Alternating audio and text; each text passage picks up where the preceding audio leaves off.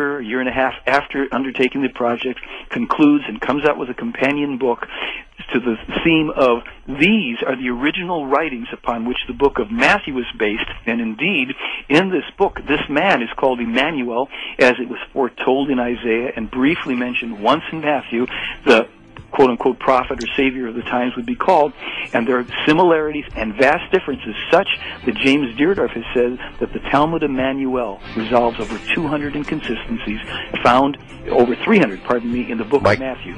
Michael, we're going to have to cut it off and take a break here. Jerry in Cincinnati, thanks for that call. We're going to take more of your calls when we come back on Coast to Coast AM.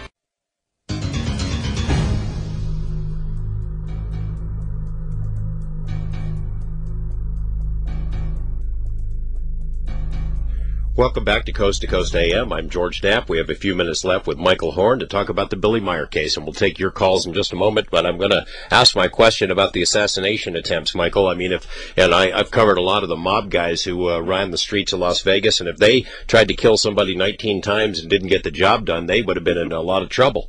Sure. Well, actually, there haven't been 19. There have been 21 attempts in Meier. 21.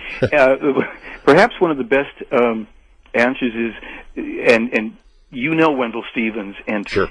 Wendell was sitting with Billy when one of the earliest assassination attempts, not the first one, actually his first one was in '64 in India, but one of the first ones in Switzerland. And he said he was sitting with Billy, and suddenly Billy, fell forward onto Wendell, he just fell towards him. They heard a cracking sound simultaneously. They didn't know what had happened. Billy didn't know why he lurched. And when they got up and looked around, there was a bullet hole in the wall right where Meier's head would have been.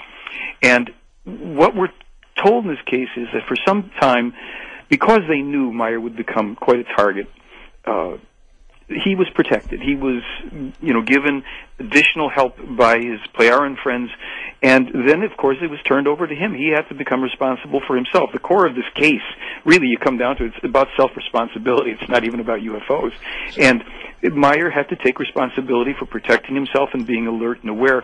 I've talked to witnesses to 12 of the attempts, people who were with him, and it's one of those things. I'm glad that it hasn't worked out that way, Yeah, but the question is, I guess, who's doing it? Well, it's not one person, from what I understand. There have been some people. There were some, as Billy describes one of the attempts in the film. And I think it's a really interesting thing. He shows you the road and the bullet hole through the book and everything. This is a fascinating piece for us when we were there doing it. There were some people who were just individuals who were very religious, and the information in this case is so heretical it will upset, the core of any religious belief system. And there were individuals who came after him for that.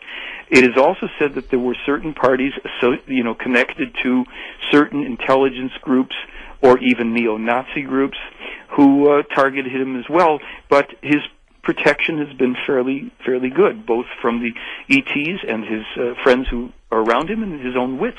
And he happens to be a crack shot with a pistol. That whole scene in the film where he goes through the gun cabinet, yeah. That blew people's minds. They're not pacifists over there. All right. Well, we're going to go back to the phones. William on our West of the Rockies line. You're calling from Oakland. You've been hanging on a long time. Thanks for your patience. What's on your mind? Thank you, sir. I'm honored to be able to ask my question and have it go out into the cosmos here. And I appreciate the radio station and everything. I don't know what else to say about that. I'm listening on KSFL 560 in Oakland, California. My question is who am I praying to if I pray to, let's say, Jehovah or God or whatnot? Also, the great question about the assassination attempts. I mean, I'm sure they could wipe something on a doorknob or whatever.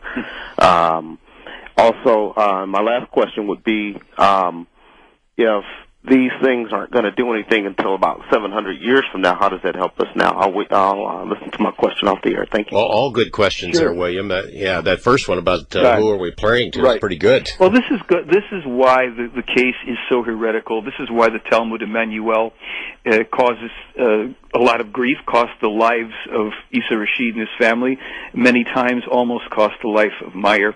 And here's the core of it. What they are saying is this. All of the gods of all the religions were, with the exception of more pantheistic nature spirit type of situations, were humans who were here representing themselves as the creation. That's a term that they give to this universe. So when Meier was asking about, well, is there a God? They said, well, it's actually bigger than that, because God is about these people. And even in Ezekiel and other things, cave drawings, you can see these illustrations and descriptions of craft, not that much different from the Meier photos. What they said is this: we live in a universe that is a living consciousness. It is the source of all that exists within this universe. It is the ultimate intelligence, the source of all love and consciousness, understanding and wisdom, mercy, all attributes. And it creates all that exists within this universe according to immutable laws.